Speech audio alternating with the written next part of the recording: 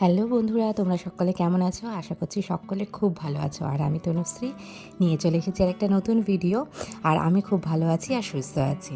তো সকালবেলা উঠেই আমার প্রথম কাজ যেটা থাকে সেটা হচ্ছে গিয়ে ছাদে চলে যাওয়া।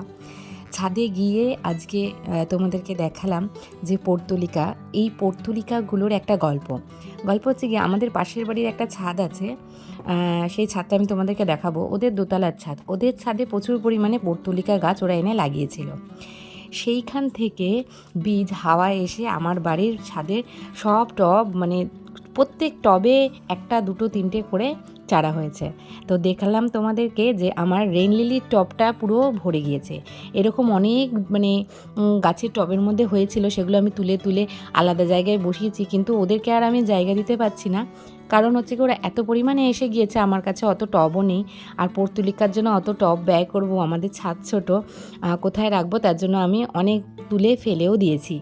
হ্যাঁ, তো এরপরে আমি ছাদে চলে গিয়েছিলাম মেন কারণ যেটা হচ্ছে গিয়ে এই ডাঁটা শাকগুলো তুলতে। কীরকম হৃষ্টপুষ্ট হয়েছে দেখেছো?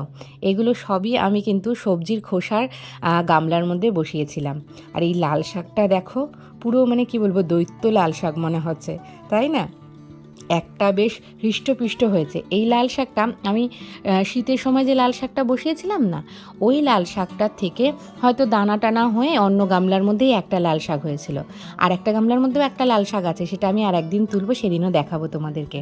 তো অনেক দিন ধরেই এটা হচ্ছিল, ভাবলাম একটা লাল শাক দিয়ে আর কী বা খাবো, তো তাই জন্য ওটা পরে আমি তুললাম। আজকে 3-4টে মানে অন্য ডাঁটা শাক হয়েছে, তাই জন্য একই সাথে তুলে নিলাম। আর এই গ্রো ব্যাগটার মধ্যে আমি সবজির খোসা জমাই, তোমাদেরকে আগেই দেখিয়েছি। তো দেখলাম মা অনেকগুলো সবজির খোসা 2-3 দিনের জমিয়ে রেখেছে। বেশি দিন রেখে দিলে তো আবার গন্ধ হয়ে যাবে, পোকা উঠতে থাকবে।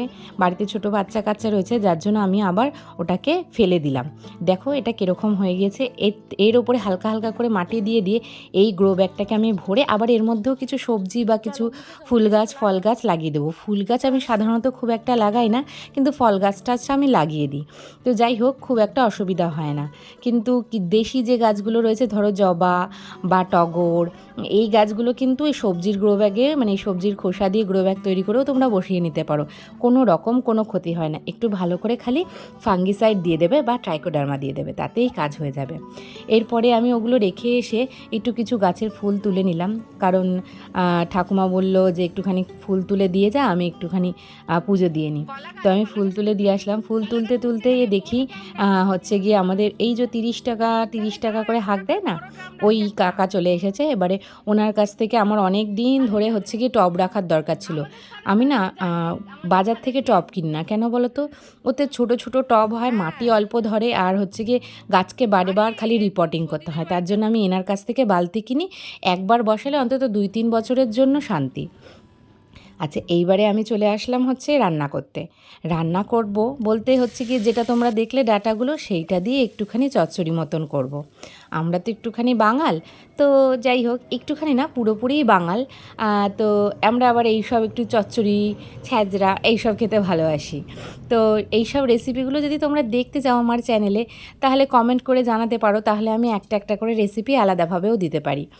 তো আমার না, জানো তো, আমি এখানে এটা বলা দরকার কি না আমি জানি না, কিন্তু মা মাসি চ্যানেল বলে একটা মানে কুকিং চ্যানেল আছে, ওনার রান্নাগুলো দেখতে আমার ভীষণ ভালো লাগে। আমি মাঝে মাঝে ট্রাইও করি, তোমাদের সঙ্গে কখনো শেয়ারও করব। ভাত বসিয়ে দিলাম, এরপরে হচ্ছে কি ঘরের খুঁটিখাটি কাজ, যেমন জামা কাপড়গুলো তুলে নিয়েছিলাম সেগুলো গোছগাছ করে রেখে দেওয়া। এই করতে করতে দিন চলে গেল। আজ ছিল শনিবার, ছুটির দিন। তো ছুটির দিন একটা আমার এরমভাবে কেটে যায়। হয়, যেহেতু আশিসের ছুটি থাকে না, কোনো রকমভাবে সেভাবে বেরোনোও হয় না রাস্তায়, বাড়িতেই থাকি সারাদিন, ঘরের কাজকর্ম করি।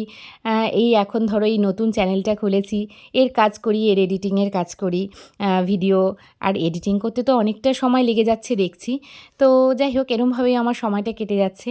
তো তোমাদের শনিবারগুলো তোমরা কীভাবে কাটাও আমার সঙ্গে শেয়ার করো, আর ভিডিও ভালো লাগলে লাইক করে দিও।